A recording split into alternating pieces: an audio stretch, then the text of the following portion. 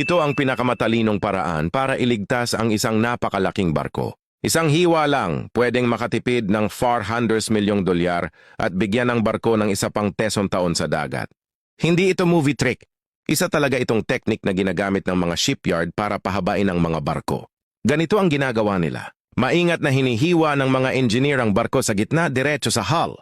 Habang hiwalay, gumagawa sila ng bagong gitnang bahagi ng barko. Paghanda na, isinisingit ang bagong section sa pagitan, tapos lahat ay welded at ikinokonekta muli. Hindi ito basta repair lang. Mas malaki, mas bago at handa ulit maglayag ang barko. Ito ang pinaka-importante. Ang paggawa ng bagong cruise ship ay pwedeng umabot ng $500 milyong. Pero ang pagpapahaba ng existing na barko ay nasa $70 milyong lang, mas maraming kapasidad sa mas mababang gastos. Pero mahirap ang bahagi ng kaligtasan. Minamapa ng mga engineer ang buong istruktura. Iniiwasan ang mga critical na bahagi na nagdadala ng bigat. Naglalagay ng temporary supports at nireruta ulit ang lahat ng tubo at kable. May mga crane, may mga makina na pumuputol mula sa labas at loob, habang may ibang team na gumagawa ng extension malapit lang. Kapag eksaktong nag-align na ang lahat, welded sinusuri at ini-inspection ulit. At pagkatapos noon, may isa pang dekada o higit pa na buhay sa dagat ang barko.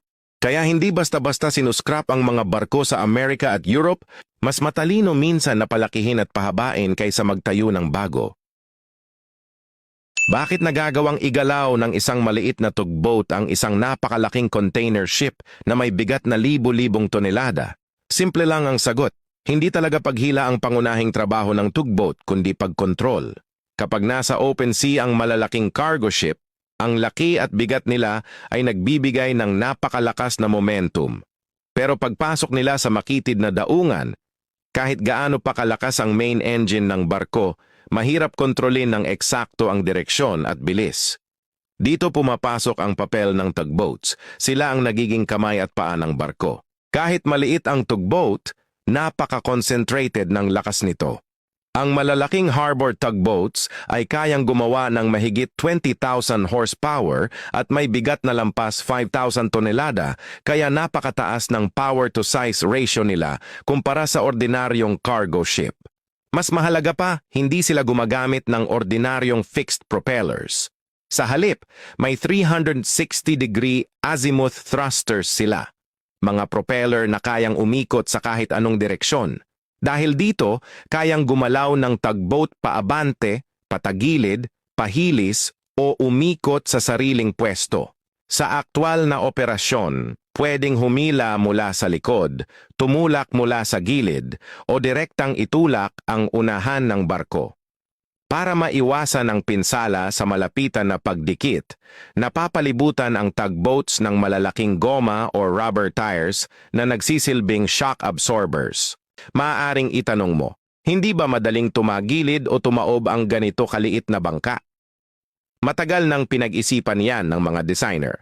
Ang tugboats ay may napakababang sentro ng bigat at malaking bahagi ng katawan nito ay nakalubog ng malalim sa tubig, kaya mas matatag sila kaysa sa inaakala.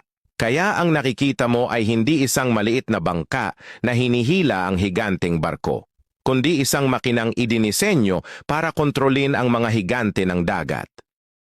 Bakit hindi nagtatayo ng ganito ang mga Amerikano? Panoorin mo kung paano ang mga bahay sa Europe.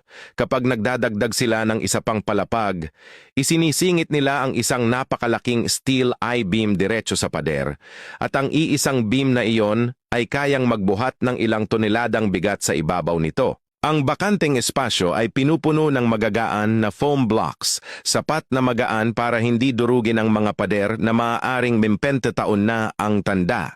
Nilalagyan ng steel mesh ang sahig, mahigpit na itinatali sa lahat ng bahagi, tapos binobomba ng concrete sa mataas na pressure.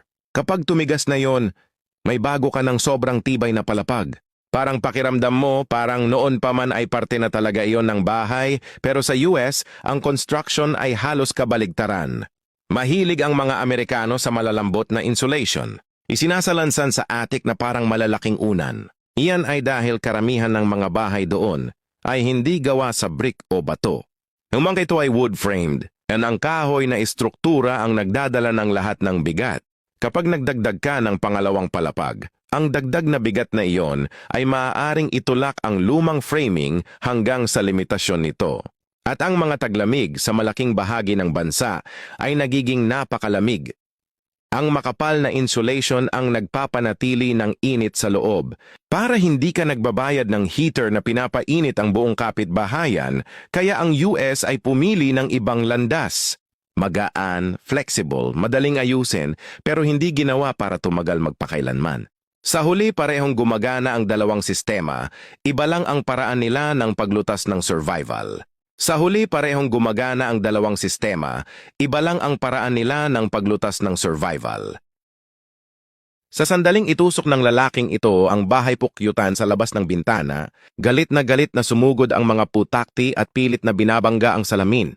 May iba namang sumusubok na batuhin ang mga bahay pukyutang nakadikit sa bintana, pero lalo lang nitong ginagalit ang mga insekto. Dapat mong malaman, ang direktang pagpalo sa bahay pukyutan ay walang silbi. Hindi lang ito mahirap matanggal, talagang mababad trip lang sila sa'yo. Dahil dito, ang iba ay gumagamit ng basong may gasolina para takpan ang buong bahay pukyutan. Habang sumisingaw ang gasolina, nahihilo at nawawalan ng malay ang mga putakti sa loob lang ng ilang segundo. Subalit hindi ito ligtas. Kapag hindi nahawakan ng maigi ang baso, o kung ang bahay pukyutan ay nasa pahilig na bubong, makakalabas sila para lumaban. Ang mas ligtas na paraan ay ang pagtatali ng baso sa isang mahabang poste mula sa malayo.